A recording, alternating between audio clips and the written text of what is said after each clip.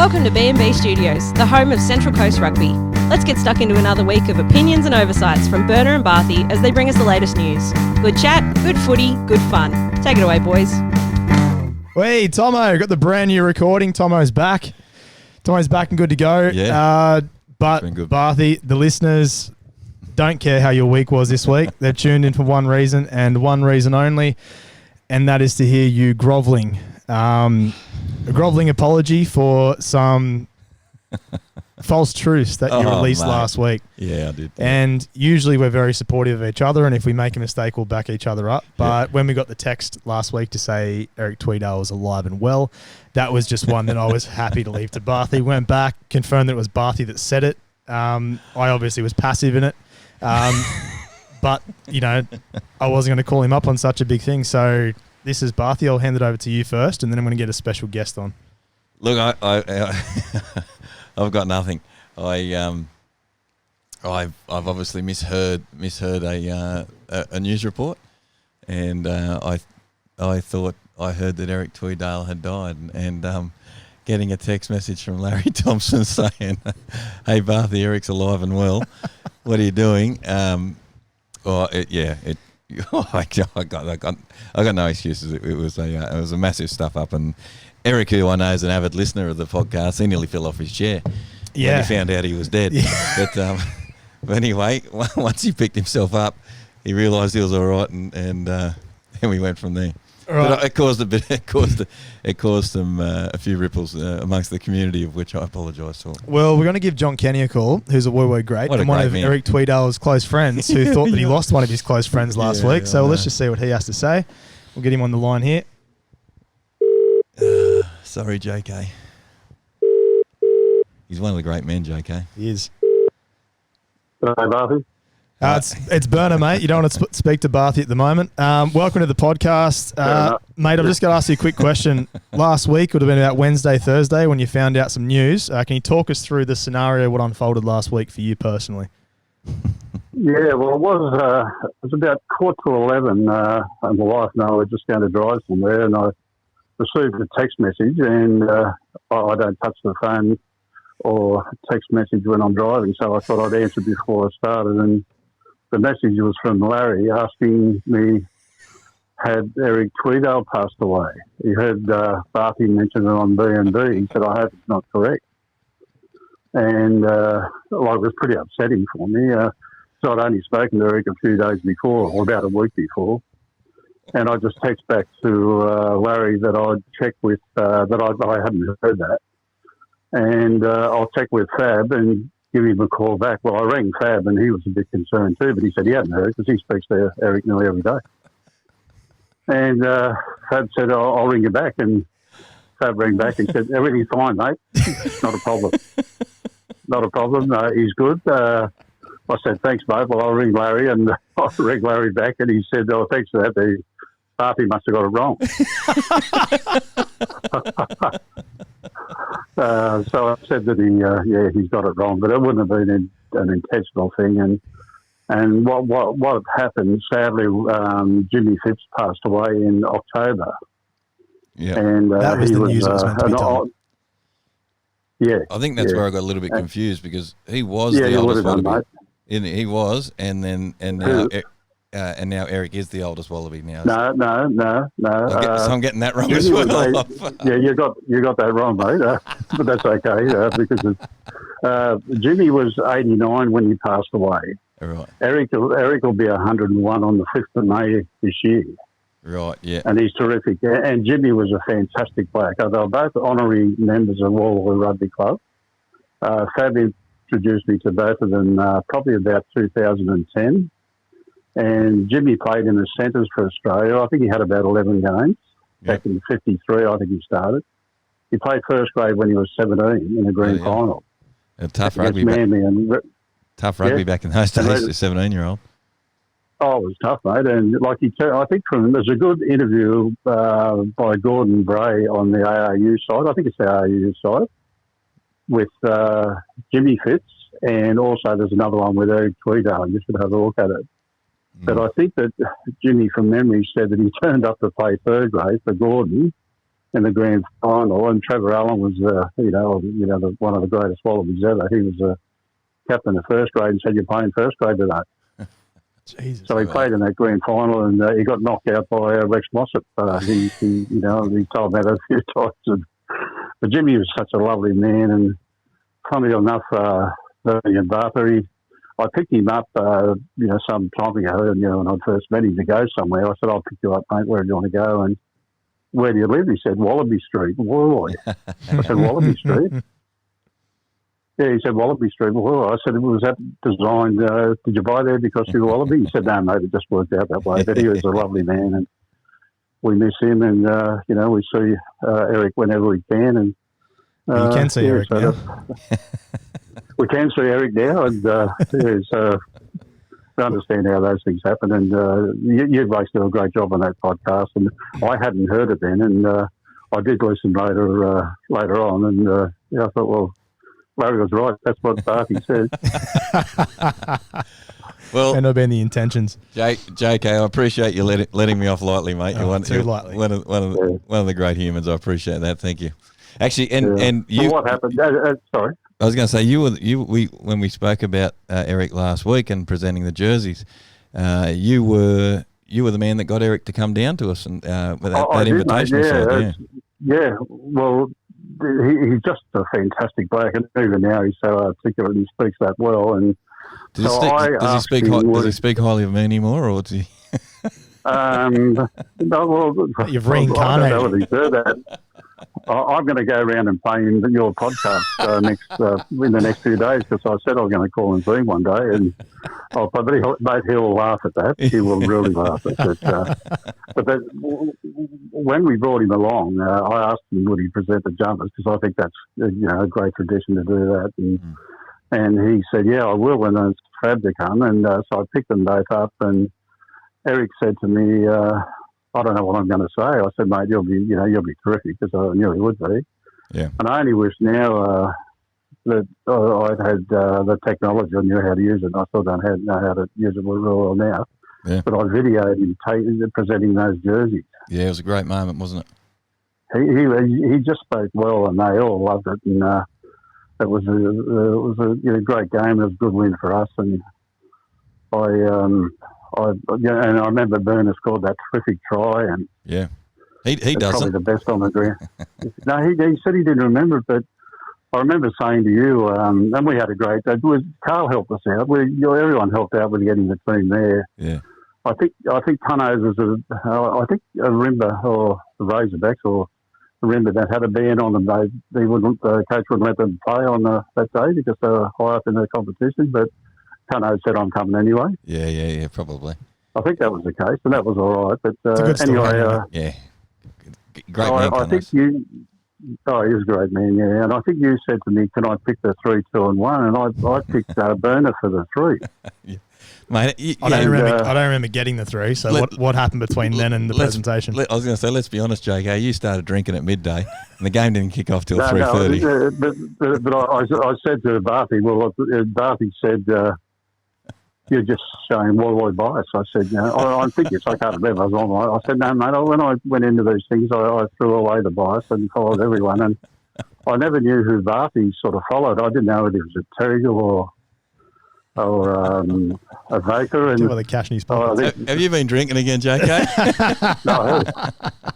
Well, like Bathy seemed to have more clubs than Tiger Woods. Oh.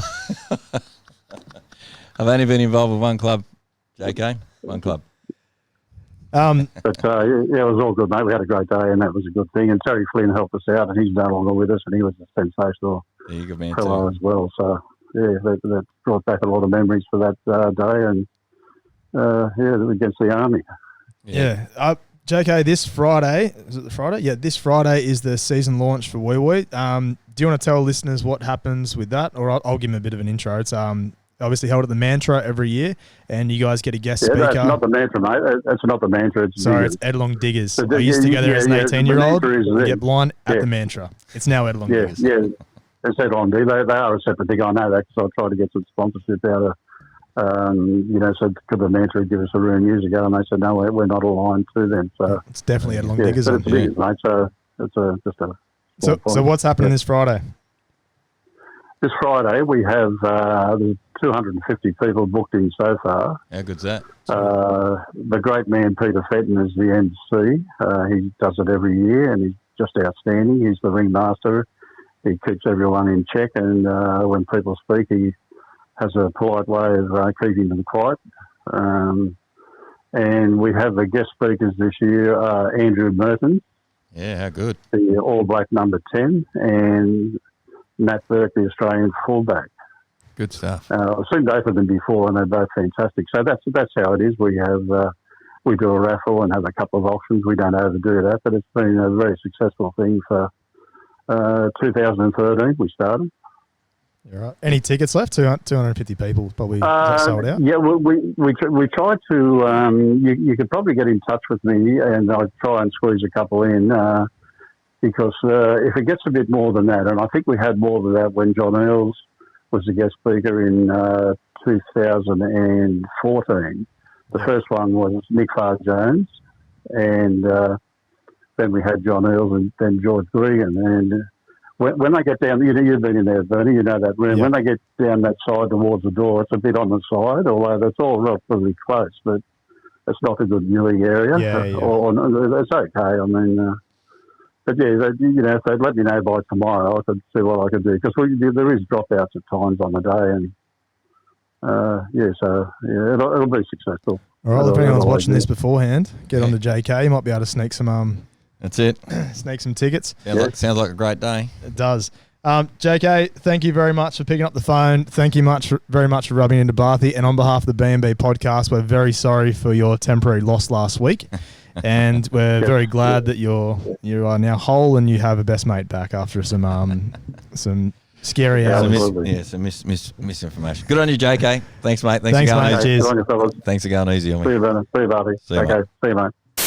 So, yeah, my sincerest apologies to Eric and to all involved through my misinformation and what I announced last week. But it reminds me, Burner, of a similar incident that not I was involved with, but I was where it happened.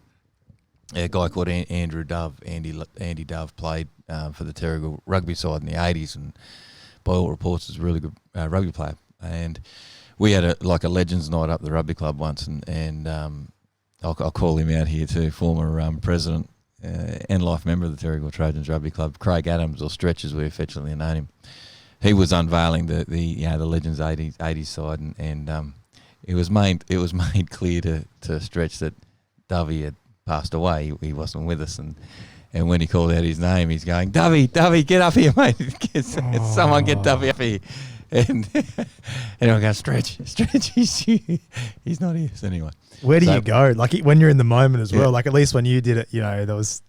You're just copping a bit of heat from texts and phone calls, but when you're in that moment, what do you do?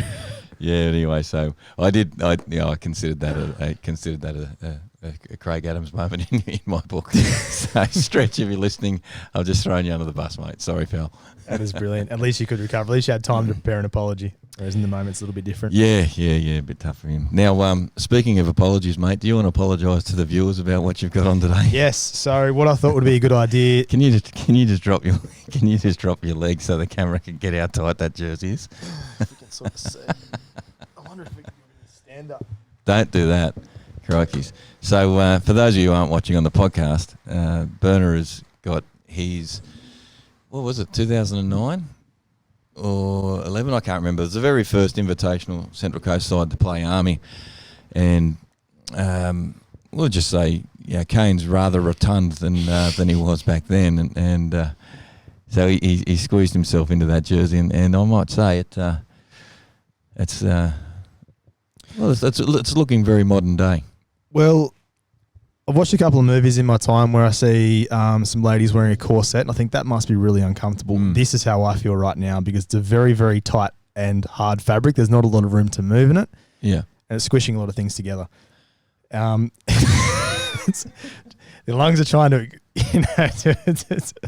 open up a bit, and it's not really working. So I thought it'd be a good idea, because we did touch on this jersey last week. Yep. Some things should remain in the wardrobe as memories. Yeah. which is clear right now. Yeah.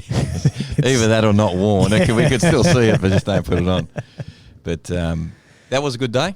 That jersey. It was, and that we spoke about the memories last week as well, and and a couple of people are sending jerseys. We still got a post as well. So shout out to Ando, Matt Anderson from the Avoca Beach Sharks. He posted his jersey story. So Ando, mate, when the new merchandise comes in for 2022, you'll be getting yourself a prize pack for getting involved and sending us that jersey and a bit of a story to go along with it. So big thanks to Ando from the Avoca Sharks getting involved. Yep, and if anyone else wants to, excuse me, if anyone else wants to send any of their other jerseys in, a story behind it. There's always a good story behind a jersey. We want to keep it Central Coast, but also doesn't matter. People have been on trips overseas and everything. I think it's good to share what a jersey means to people. So go through your wardrobe and if you got anything you want to share it, there's some BnB gear on the way. I might bring in a jersey next week.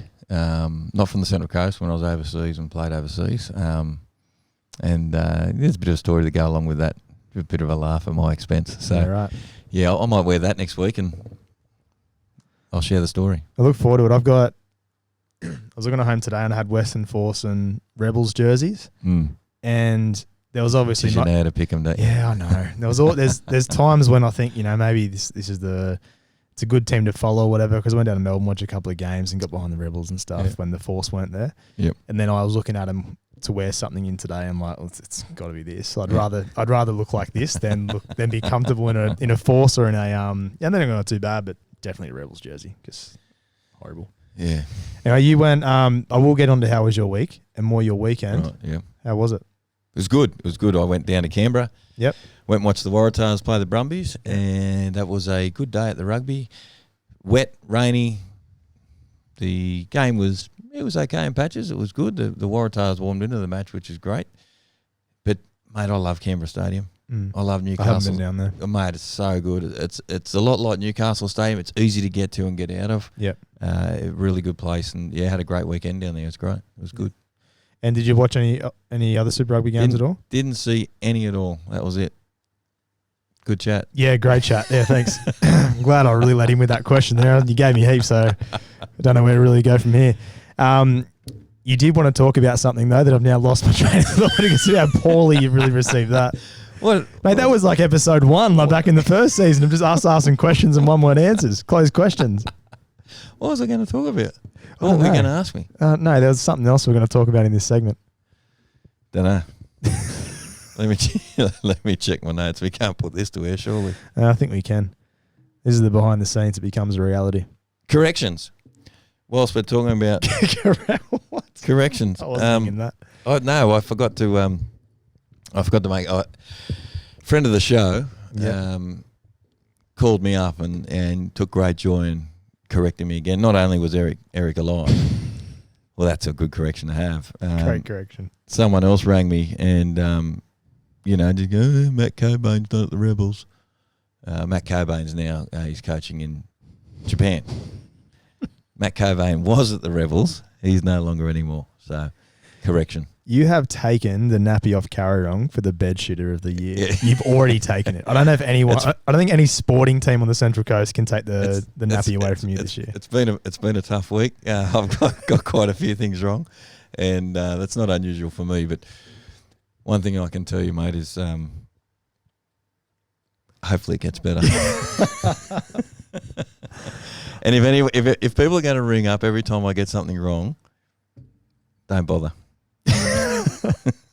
All right, enough of us. Let's get someone on the phone. Well, Berner, you know how we love great community spirit, getting involved, and we'll always give a shout out to those rugby clubs being heavily involved in their community. Saw some great things on the social media that Adam McCormack, the former captain, premiership. Fucking hell! I'll try and get there. A premiership. I'm just getting all emotional. Just the thought that premiership winning captain Adam McCormack is with us on the phone, and affectionately known as Nads around the Terrigal Rugby Club. Can't wait for the story around that later on. Yeah, he made a legend of our club and a great man, and he's been doing some fantastic things in the community with the under-19s. Nadsy, welcome to the podcast, pal. Oh, thanks, Scotty. Yeah, cheers to you too, Berner. Thanks for giving us a ring, fellas. So, mate, look, we're all about celebrating the community and yeah, as we said, clubs that get involved. And I saw there on the social media that you dragged all the 19s down, the Colts players, and started filling sandbags up for a training session to help out the state emergency service. And how that come about, and explain it to us. Well, just like all footy teams, Scotty, a lot of people are involved in construction, and I was pretty aware that I've been in construction myself for years, that there's not much work going on, mate. They're all underwater. Yeah. And there's only so much cake and Netflix you can watch, so I put it out there that we could get down there and have a crack. And construction workers are pretty handy at filling up sandbags. Got the Colts down there, and we did a couple of days, actually, and we got more and more people. And then by the Wednesday, there was a line of traffic out to the main drag, giving these sandbags out, and we just couldn't leave. So I rang Michael Farrelly, or Bucket, said, how about you're not going to be training tonight, how about you come down sandbags? So he said, righto, and the whole club turned up, and I got from Potsy McLean from the Terrigal Sharkies. Don't know how I got my number, but they came down as well. So the Trojans and Sharks were working side by side, filling sandbags together till later. I just think that it's not about the trophy cabinet, what makes the club, mate. It's how they're viewed in community. And if we can do anything to get bums on seats and get the community to come down and watch us play, and that's why we do it. We'd like to give... Sorry, mate, I was going to say, you're getting yourself actively involved, and obviously, there's no such thing as codes when it comes to community, and good to see that the Terrigal Sharks and Trojans sort of, as you said, working side by side, hand by hand, and filling up bags. So, mate, that's fantastic. Mate, you just touched on the club. How the Terrigal Trojans shaping up this year? What are your thoughts as a former coach, former player, former captain? How are you seeing them shaping up? They're looking good. The thing I like most, Scotty, is we're working hard with our 19s, as you know. We want to produce our own players as much as possible. I hear on your podcast other coaches see who turns up and who comes through the door, and we want to sort of make sure that we know who's coming and they're there for a long time. They might go to Sydney and play shoot shield or something like that, or they just hang around, and trying to make Terrigal a club where we get our juniors representing us in the future as much as possible. So I think as a club we're looking in good stead. We've got the Jai Cornishes and the Will McDonalds and like the Sam Kenneys, like guys that have been in this club for a long time, and they'll be here this year, and I think we'll just continue producing them, I hope. So how's the numbers in the Colts looking? They're quite strong? We were before the rain. It's a bit difficult for anyone. Well, we're filling sandbags now, but mate, we're getting good numbers. I think the top end, the first grade, they like to take their time. It's a little bit opposite than other clubs. The third grades and the 19s are probably the last to show up. Where at our club, they're probably the first. It's the prima donnas in first grade that take a while to turn up, mate. Is that Sam Kenny you're referring to? Oh, no, not Sam. No, actually, that was your chance. That was your chance to bury him. No, I know. Stick a knife in his back, but he is one of the blokes that is at everything. He makes me sick. It's amazing what he does for the community as well. Yeah. Like as an ex-first grade captain, mate, I wouldn't have been part of that turning up all the time. Ditto. That's rubbish, mate. I know that for a fact. Mate, look, Nadji, it's really, really great to have you on the podcast for a quick word about the Trojans' involvement in the community. It's great to see. We're very proud to have you guys do that. I think it's great. And also, mate, just your views on how the club are shaping up. It's been good. So thanks for coming on the podcast. Well, thanks for the call, fellas. And I really appreciate what you guys are doing for Central Coast Rugby. It's a game we all love.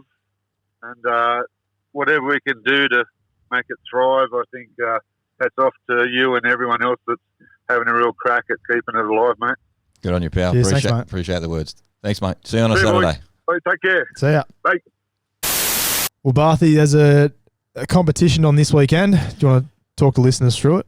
The Swatelski Shield. Yes, got it right. The pre-season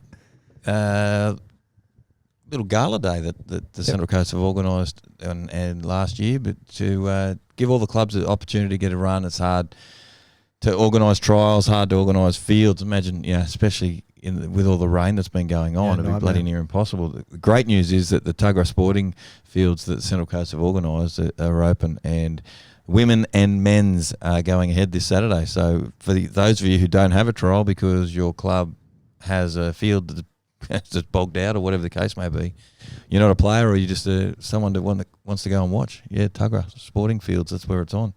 It's going ahead, and I think it's 30-minute games. So 6 men's teams, from what Kate was saying. 6 men's teams, 30-minute games. Yeah. And there will be a winner crowned. So it's good. 30 minutes is a good hit out, probably the first hit out for the year for most clubs as well. I can't imagine too many trials would have gone ahead, or any, if any.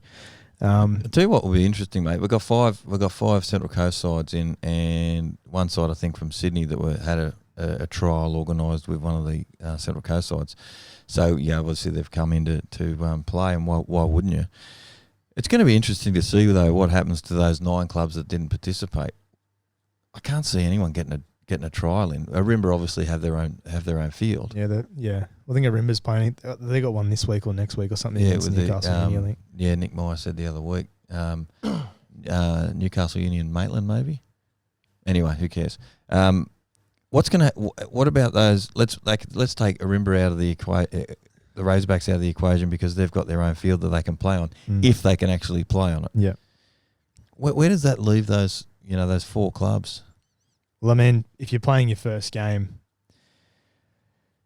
yeah, I mean, you obviously want to have a bit of a run through before it, but I think it's going to be a disjointed start to the season anyway because of, obviously the rain. You don't have the rain's going to let up leading into the start of the season as well with how it's hanging around. So I think it is probably more than other years. It is such a disjointed season on the back of last year, going into having constantly being washed out from training. So.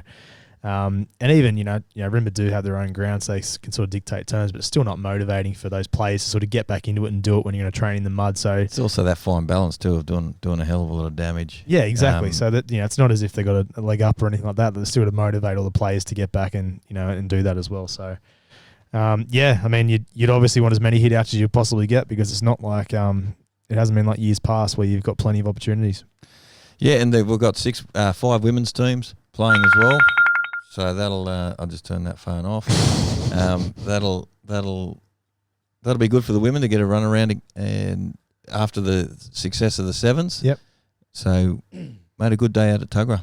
A much needed day in preparation. And I'm going to tip you this, Burner. I reckon every as I'm just scanning the round 1 draw, I reckon every team that shows up to trial on Saturday at Tuggerah, they will win their first round match. Really?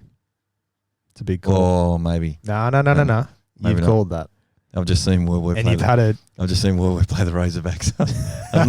I'm not backing Woy Woy against the Razorbacks. Got to back them. Other news. We have Summer Sevens Yes. grand final this Friday. Friday night. Yeah, it's a competition that the Central Coast have organised to give the younger players something, after a season being taken from them and us with COVID. They organised a Summer Sevens where they get the young people sort of running around and their final is on this Friday night, so that's great for them. And the 19s as well. Little bit of growth there with trying to get the numbers, but still a big push it's needed. Everyone's trying hard. Keep trying hard, people. Yeah, still trying to push, and obviously the 7s comps and those sorts of things are great for the juniors to push them through, but the 19s is obviously an area of concern for the coast, has been for a few years. And again, Weather's struggling with grade teams, so it's not going to be any easier for Colts teams. So yeah, try and get it out there a bit more and attract as many players so we can hopefully have a Colts competition, which would be amazing. I think two good teams at the moment, and trying to get a few more numbers together, attract a few more anyway. And season launch is coming up. It is. Looking forward to that. 25th of March at Wyong Leagues Club. We got that one right. So that'll be a good night. So get along to that if you can. And then to round us off, Bathy, we're going to unveil another sponsor. Yeah, another sponsor who's come back again, the Grazy Lady. fantastic little business out of Copacabana. They're providing grazing boxes for our players and some listeners who get involved and organise themselves with our socials. So a big thank you to the Grazy Lady from Copa. If those of you who don't know what she's about, follow her on the socials, the Grazy Lady, as in crazy but with a G. And absolutely fantastic grazing boxes. Berner and I have inhaled them before. And beautiful. She's a small business on the Central Coast supporting Central Coast Rugby and its community. So do your best to support her when you can. So that's the Grazy Lady. Thank you very much for your ongoing support. We much appreciate it, and I know the players and listeners who get to partake in your goodies will appreciate it as well. Maybe we can get you a new mic stand for next week, so you don't punch on with it the whole podcast. I was going to say anyone from JV Hi-Fi, Macron Music, anyone from there who can donate a mic stand would appreciate it. Bathy doesn't battle with it all week. That'll do us for the week. Thanks, I need to get out of this jersey because it is suffocating and very uncomfortable and starting to get itchy. See ya!